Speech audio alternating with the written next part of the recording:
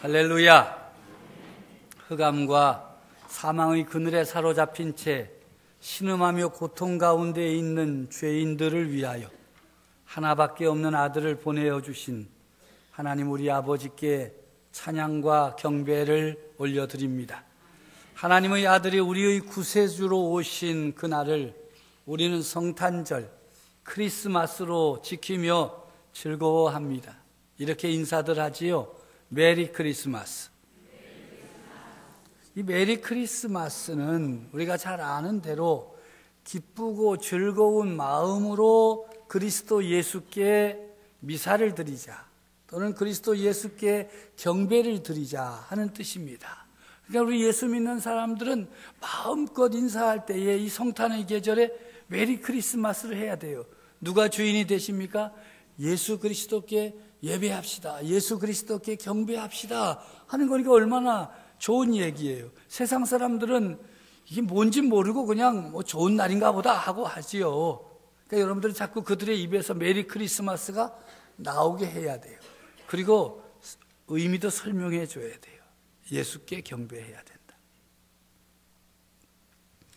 우리를 위하여 이 땅에 오신 예수 그리스도의 탄생하신 날을 기억하고 기다리며 기뻐하고 축하하는 모든 성도들에게 하늘의 기쁨과 평화가 넘쳐나기를 우리 주님의 이름으로 축복합니다.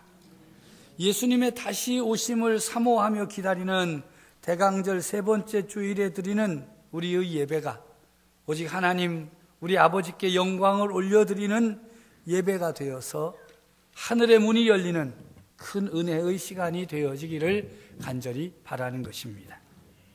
올해도 어김없이 성탄절 크리스마스가 이제 9일 앞으로 다가왔습니다. 기쁨과 감사가 넘치는 즐거운 성탄이어야 합니다.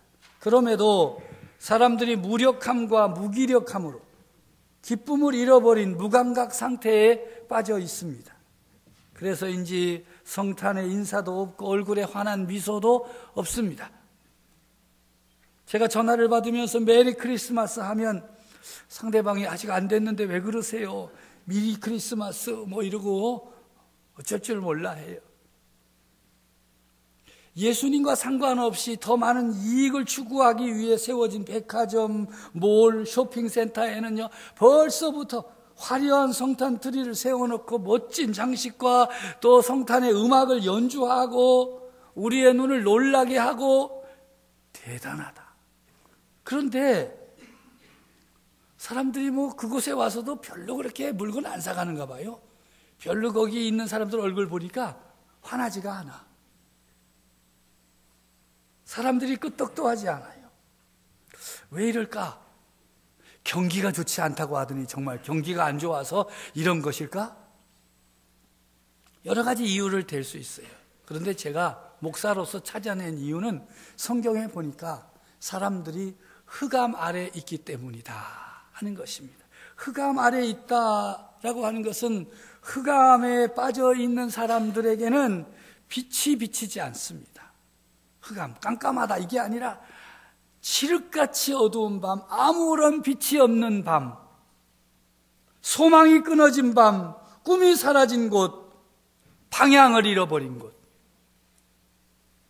그래서 하나님 보실 때 이 백성이 흑암 가운데 사망의 어둠 가운데 빠져 있는 것으로 보였습니다.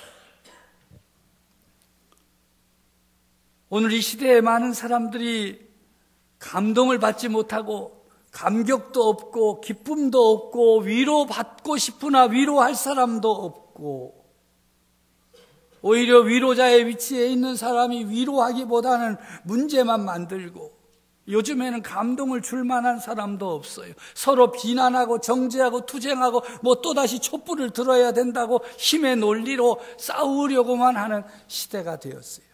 이런 시대를 성경적인 용어로 말하면 흑암의 시대다라고 말할 수 있는 것입니다.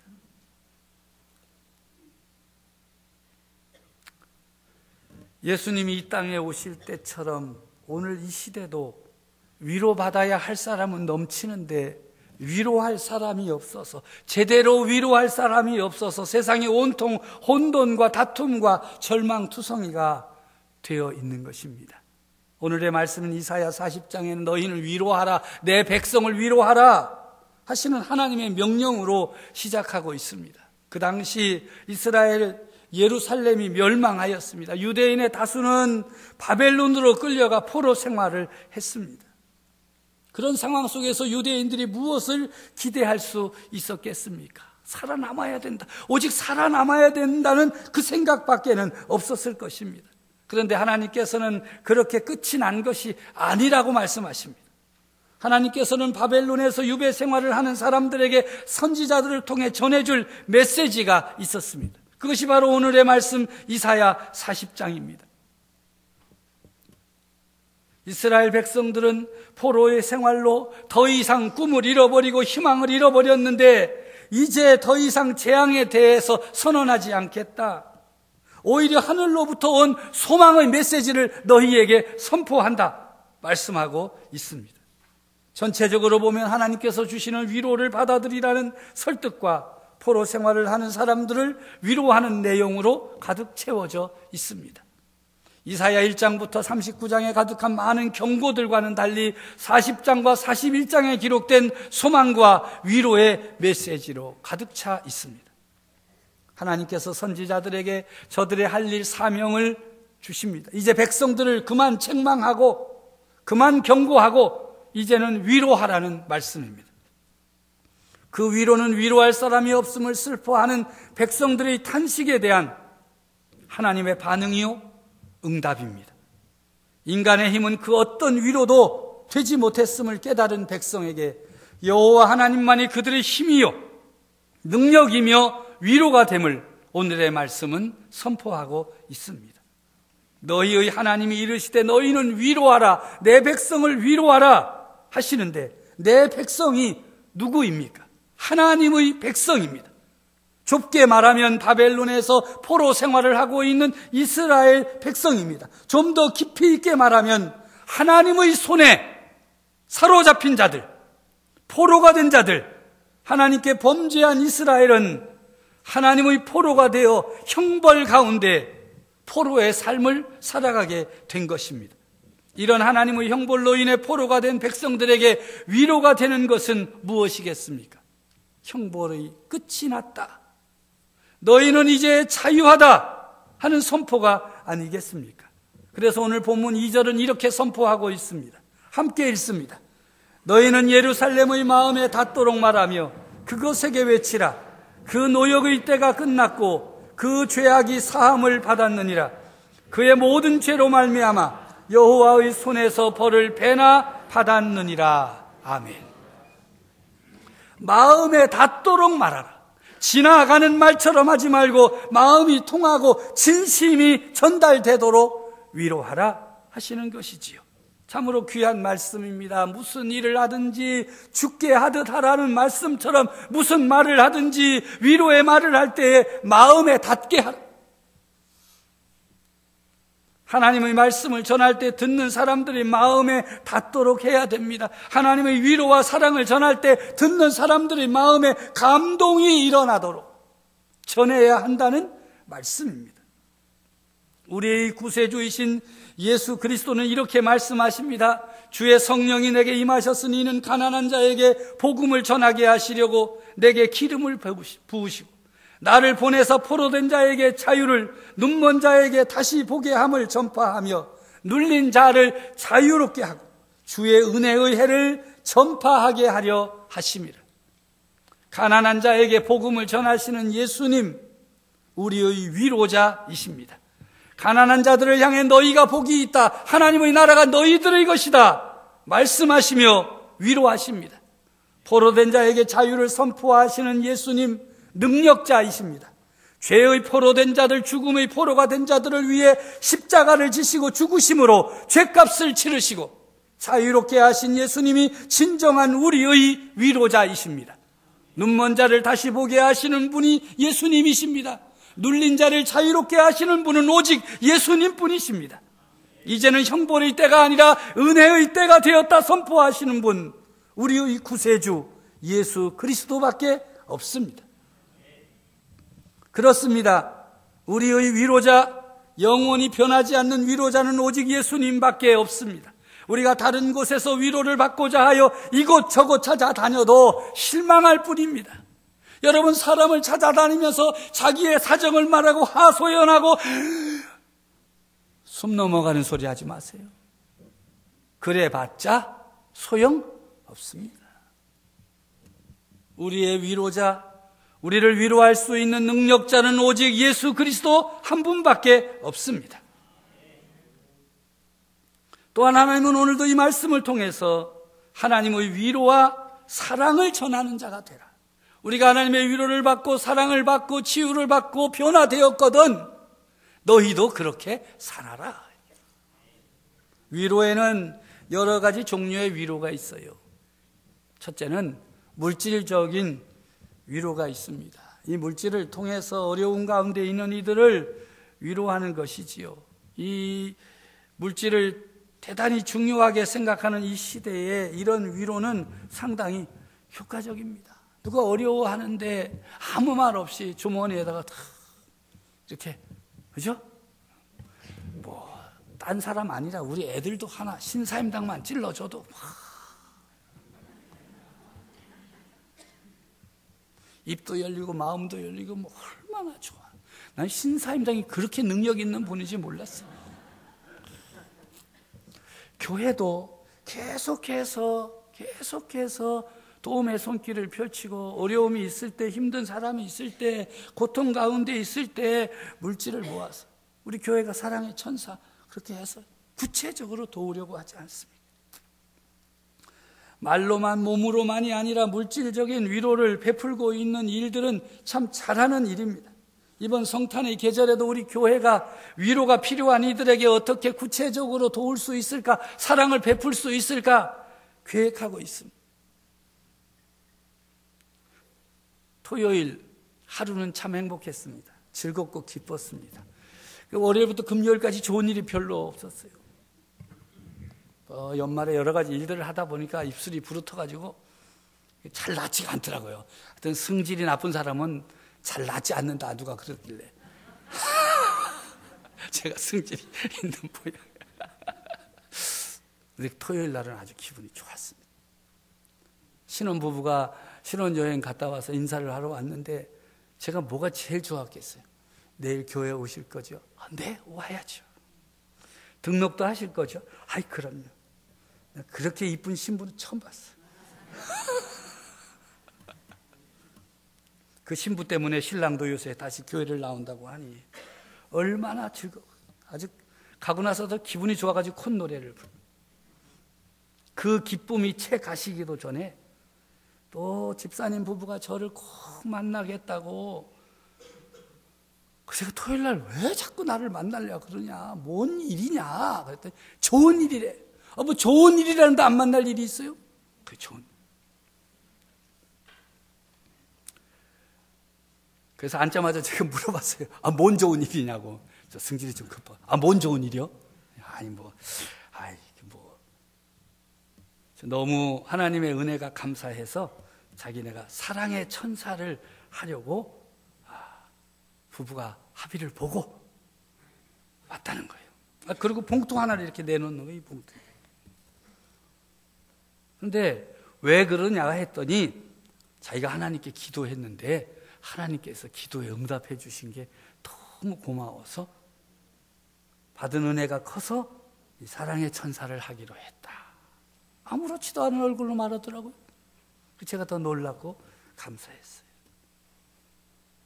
이 물질적으로 이웃을 돕고 돕기로 하고, 또 여러분들 표정이 그거 놔주지 이렇게 하지 마세요. 또 어려운, 우리보다 더 어려운 사람 찾아서 또 줘야죠. 이 성탄의 계절에 얼마나 제가 신이 나겠어요. 응? 감동도 되고요.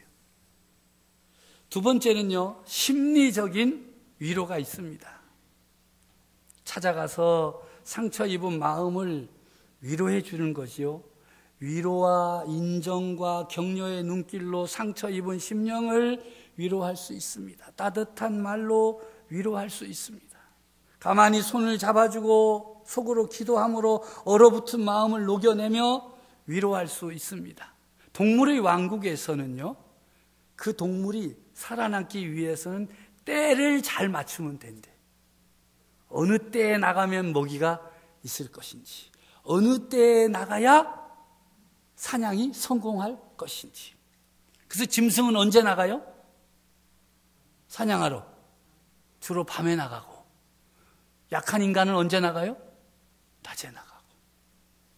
우리는 햇빛 속에서 한다 그러는데, 동물의 입장에서 보면 사람은 그 사냥하기가 너무 약해가지고 큰 짐승들 없을 때 가서 사냥을 한다는 거예요. 그래서 때를 잘 맞추면 동물은 산다는 거예요. 사람은 때를 잘 맞추면 살기는 사는데 제대로 못 살아요. 사람에게는 한 가지가 더 필요하대요. 관계가 필요하다. 좋은 관계. 관계가 좋지 않으면 제대로 살 수가 없어요. 아무리 먹을 것이 많고 재산이 많아도 관계가 좋지 않으면 그 가정 화기 애매합니다. 그런 집의 자녀는 항상 얼굴이 어둡습니다. 왜 그렇지 않겠어요? 반면에 아무리 힘들고 어려운 일이 발생해도 가족 관계가 좋으면 서로 힘을 모으고 격려하고 위로하면서 문제를 해결해 나갑니다. 서로에게 힘이 되고 위로가 됩니다. 모든 공동체에 필요한 것은 위로와 격려입니다. 교회도 예외가 아닙니다. 저 사람은 나와 틀린 게 아니라 다만 다를 뿐이라는 사실을 받아들인 순간부터 우리는 이 관계에서 자유로울 수 있습니다. 절대로 저 사람하고는 한 하늘 아래에서 숨 쉬고 살 수 없다. 이런 관계도 있습니다. 자기밖에 모르는 이기적인 사람, 남의 아픔에 무관심한 개인주의자, 욕망을 따라 사는 쾌락주의자, 감성하고는 거리가 먼 감맹인간, 말보다는 큰 소리와 주먹이 앞서는 폭력가, 행동은 안 하고 말만 앞서는 사람, 인간미가 없는 냉정한 실리주의자, 자기 생각만이 옳다고 우기는 사람, 이 모두가 또 다른 내 모습, 숨겨진 열등감의 표현인 것입니다. 그는 나와 다를 뿐이지 똑같습니다. 세 번째로는 영적인 위로가 있습니다. 내 속사람, 내 영혼이 하나님의 위로를 받을 때 놀라운 치유의 역사, 변화의 역사가 일어납니다. 한 사람의 영혼이 위로받을 수 있는 길은 오직 주님 예수 그리스도밖에 없습니다. 할렐루야. 죄의 멍에를 메고 곤고한 삶을 살아가는 자들의 멍에를 깨뜨려 주실 분도 오직 예수 그리스도이십니다. 소망 없이 살아가는 사람들에게 소망이 되시고 소망을 주실 분 또한 오직 하나님의 아들 예수님 뿐이십니다. 실수와 실패로 다시 일어설 수 없다고 믿음의 길에서 좌절한 영혼에 힘을 불어넣어 주시고 위로의 손길로 일으켜 주실 분 또한 예수님 뿐이십니다. 이 예수님을 통하여 하나님의 위로를 받을 때 놀라운 치유의 역사와 변화의 역사, 위로의 역사를 체험하게 됩니다. 예수님이 유일한 해답이십니다. 그러므로 예수님을 우리의 희망으로, 미래로, 성공으로 삼아야 합니다. 그러할 때 우리는 영적인 위로를 넉넉하게 받아 누릴 수가 있습니다. 하나님은 우리를 위로하시고 회복하시기 위해 그 증거로 사랑하는 아들을 우리를 위해 보내주셨습니다. 아픔과 고통 가운데 있는 하나님의 백성들을 구원해내시려고 예수 그리스도를 이 땅에 보내셨습니다. 그래서 누구든지 예수 그리스도에게로 나오는 자들은 고통의 멍에를 벗을 수 있습니다. 위로함을 얻습니다. 새 힘과 용기를 얻을 수 있습니다. 하나님께서 내 백성들을 위로하라 하시며 하나님의 위로가 전달되는 곳에 치료의 역사, 변화의 역사를 허락해 주십니다. 감당할 수 없는 고통 가운데 쓰러진 사람들에게 하나님의 위로가 임할 때 새 힘을 얻는 치료의 역사가 일어나는 것입니다. 이 시간도 예수 그리스도 앞으로 나와 예배하는 모든 형제와 자매들에게 하나님의 위로와 함께 치료의 역사가 일어나기를 간절히 바랍니다. 너희는 위로하라, 내 백성을 위로하라 말씀하시는 하나님은 우리에게 이렇게 묻습니다. 너희들은 나의 위로를 받았느냐? 나의 위로를 받고 꿈을 꾸고 소망을 회복하였느냐? 믿음으로 전진하고 있느냐 묻고 계십니다. 예수 그리스도로 말미암아 변화되고 예수 그리스도로 말미암아 새로운 피조물이 되고 예수 그리스도로 말미암아 하나님 나라에 대한 소망을 품고 살아가게 되었느냐? 그렇다면 예수 그리스도를 통하여 우리에게 주시는 하나님의 위로하심에 마음을 열고 하나님께서 나를 위로하심에 감사를 드리고 그리고 위로와 함께 주시는 믿음으로 전진하는 그리스도인이 되어야 하겠습니다. 하나님은 우리를 위로하시고 회복시키시고 우리를 파송하십니다. 너희는 가서 내 백성을 위로하라. 흑암 가운데 빠져서 꿈을 잃어버리고 소망을 잃어버리고 좌절하고 절망하고 고통 가운데 신음하는 이들에게 예수 그리스도가 생명의 빛이요 우리의 위로자이심을 증거하고 전파함으로 내 백성을 위로하라 말씀하십니다. 형제와 자매들을 따뜻한 눈길로 위로와 격려를 보냅시다. 슬픔 가운데 일어나기를 원하는 사람들을 사랑의 손으로 붙들어 일으켜 세워주십시다. 마음에 상처가 있고 슬픔이 있고 아픔이 있는 자들을 위로의 말로 저들에게 희망과 꿈이 되살아나도록 자신을 위로자로, 위로하는 자로 보내시는 주님의 뜻에 순명하며 사는 성도 여러분들이 되어지기를 간절히 바랍니다. 위로자로 파송하시는 하나님의 뜻을 따라 살아가는 여러분 때문에 이번 맞이하는 성탄이 여러분뿐만 아니라 함께하는 이들에게 기쁨이 되고 위로가 되고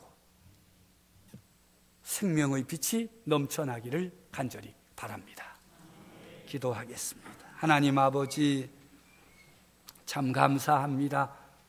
오늘도 우리들을 불러 모으시고 우리에게 힘을 주시고 우리에게 말씀을 주시고 또 우리를 위로해 주시니 감사합니다. 참으로 아무것도 아니었던 인생들인데 우리를 찾아오셔서 마음 문을 두드려 주시고 마음 문 열고 예수를 영접하고 예수를 믿고 구원받아 하나님의 자녀로 살아가게 하심 또한 감사를 드립니다. 믿음으로 산다고 하면서도 때때로 쓰러지고 넘어지고 실족하여서 우리 자신도 왜 이렇게 살아가고 있는지를 모를 때가 너무나 많았는데 그때마다 하나님 우리를 불러 모으시고 말씀 주시고 말씀 앞에 세워주셔서 다시금 정신을 차리고 믿음의 길 걸어가게 하시니 감사합니다. 우리의 위로자이신 주님, 이제는 우리가 그 말씀을 따라 이 백성을 위로하는 위로자의 삶을 살기 원합니다. 붙들어 주시옵소서. 우리로 인해 쓰러지고 넘어지는 것이 아니라 우리로 인해 일어나고 회복되고 치유되고 변화되고 꿈을 품고 소망을 갖게 되는 놀라운 생명의 역사들이 가득할 수 있도록 하나님 우리와 함께하여 주시옵소서. 하나님의 능력으로 역사하여 주시옵소서. 예수님의 이름으로 기도하옵나이다. 아멘.